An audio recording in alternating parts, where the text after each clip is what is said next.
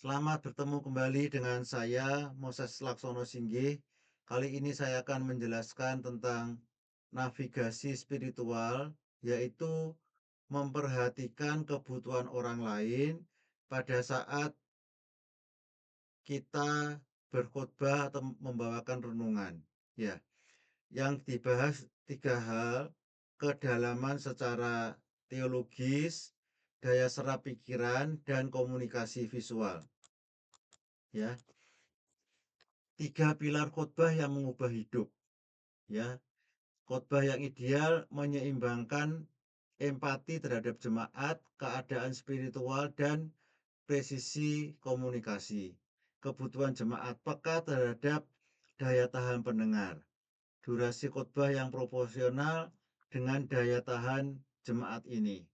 Ya, dan kita harusnya menyampaikan sesuai dengan masalah nyata, sehingga yang dikhotbahkan itu bisa langsung diterima oleh jemaat.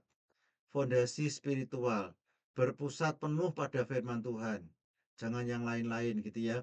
Dipersiapkan dalam doa yang mendalam sehingga firman yang disampaikan diurapi dan mengandalkan Roh Kudus gitu ya. Kejelasan, satu pesan utama yang tajam ya. Penjelasannya juga jangan ke kiri ke kanan gitu ya. Mudah dipahami dan diikuti. Aplikasi praktis yang jelas ya. Jadi tidak menggunakan kata-kata yang bahasa Ibrani, bahasa Gerika, waduh susah itu ya. Hanya orang-orang tertentu yang mengerti ya. Tujuan khotbah itu perubahan hidup, bukan sekedar transfer informasi. Kesuksesan khotbah tidak diukur dari seberapa banyak materi yang dihabiskan, melainkan dari seberapa dalam, seberapa banyak jemaat paham dan bertindak. Jadi bukan mengukur jumlah materi yang disampaikan, tetapi jemaat paham dan melaksanakannya. Ini adalah ukuran dari khotbah yang berhasil, mengukur dari perubahan hidup yang nyata jemaat. Ya, kontekstualisasi menjawab kebutuhan nyata jemaat. Seperti Paulus, pengkhotbah harus adaptif terhadap pergumulan audiens tanpa mengorbankan kebenaran Injil.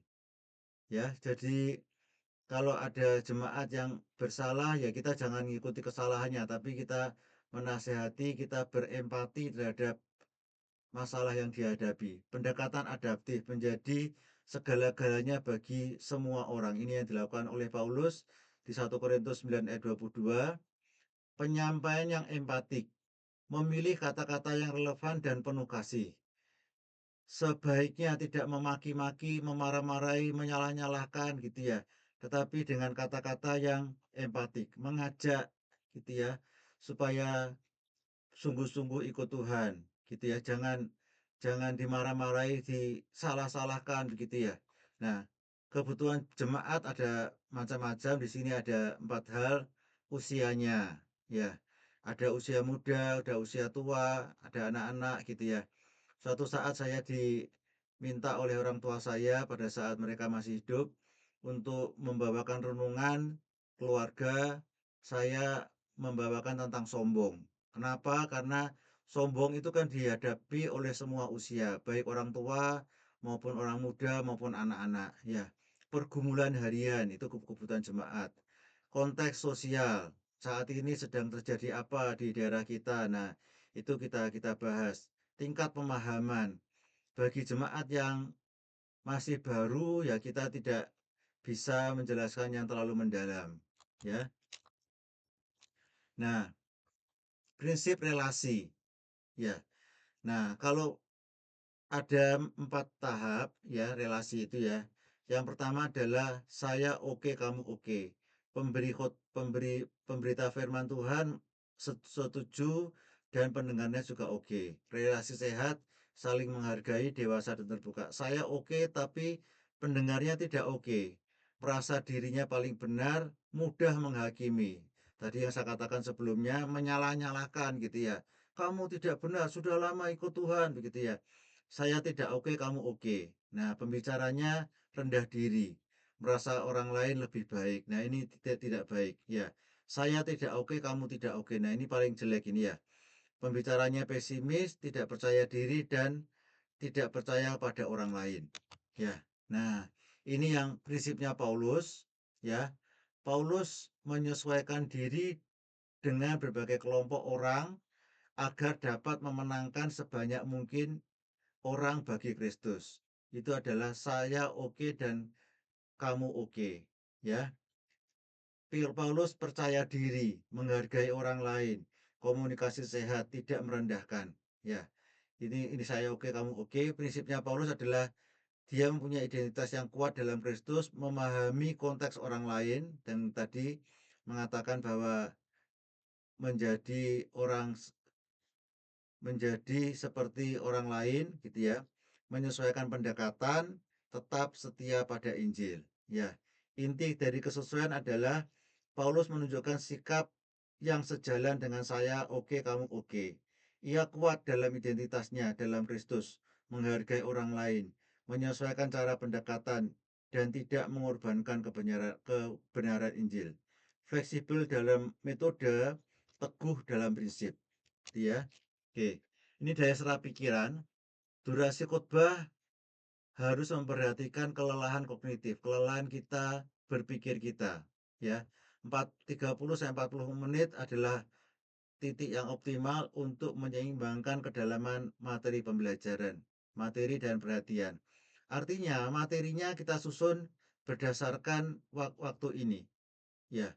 Kalau tidak, setelah dari 40 menit, maka orang tidak bisa konsentrasi, artinya yang dijelaskan terbuang, ya. Diagnosis dua hambatan kognitif jemaat, ya. Tanpa pengelolaan fokus yang baik, penjelasan teologis mendalam sekali tidak akan membuahkan hasil.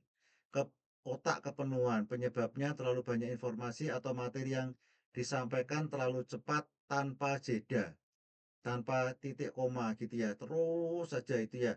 Akibatnya orang bingung juga. Dampaknya jemaat gagal memproses pesan karena pada saat jeda ini jemaat memproses pesan, ya. Merasa lelah, akhirnya menutup diri dari informasi baru. Pikiran melamun, penyebabnya adalah struktur yang membingungkan, ya. Kalau penjelasannya ke kiri ke kanan tidak berkaitan dengan topik yang dibahas, maka jemaat bingung, ya akhirnya ngapain saya mendengarkan gitu ya. Hilangnya relevansi sama dengan tadi, tidak fokus pada topik yang dibahas, durasi yang terlalu panjang. Dampaknya jemaat memutuskan perhatian dari mimbar dan beralih ke pikiran internal mereka sendiri. Ya, formasi ganda pembaruan hidup, firman dan kuasa roh. Khotbah yang mengubahkan mengubahkan kebutuhan mengubahkan kebutuhan keseimbangan antara persiapan secara intelektual, ya, yang matang dan ketergantungan pada karya Roh Kudus. Jadi persiapan renungan, ya, berpusat pada Alkitab, susun dengan baik dan siap sedia dalam segala waktu. Ini yang 2 Timotius 4 ayat 2. Tetapi selain persiapan yang sungguh-sungguh sesuai dengan Alkitab, kita perlu berdoa dengan sungguh-sungguh supaya firman yang disampaikan itu berkuasa dan bisa mengubahkan orang. Mengubahkan orang dari tidak baik menjadi orang yang baik itu juga tidak mudah, perlu kuasa Roh Kudus. Bergantung pada doa, memohon kuasa Roh Kudus untuk menyadarkan dosa dan memulihkan. Ya, membangun jembatan relevansi. Ya, kualitas khotbah diukur dari kemampuannya menjawab pertanyaan inti jemaat. Apa hubungan teks kuno, katanya di sini, bukan teks kuno semestinya. Ini adalah teks Alkitab dengan hidup saya hari ini.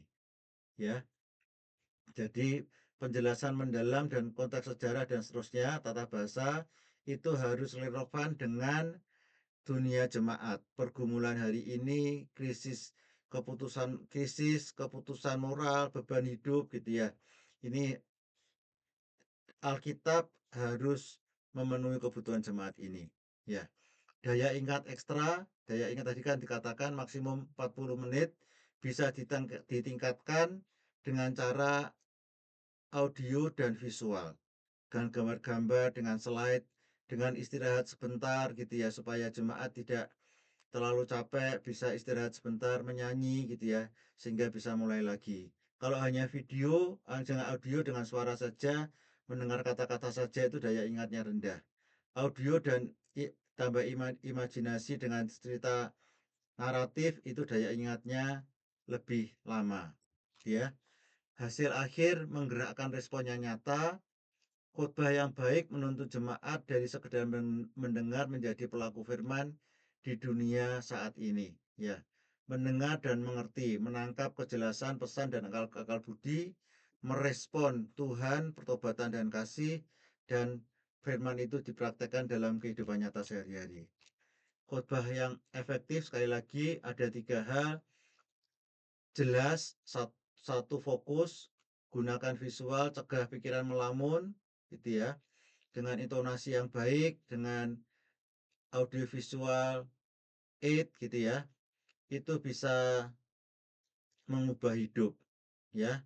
Aplikasi nyata berarti pada teks Alkitab karena ada kuasa Tuhan dan doa ya. Jangan lama-lama, sekitar 30 sampai 40 menit. Kalau lebih dari ini ya harus ada break sebentar.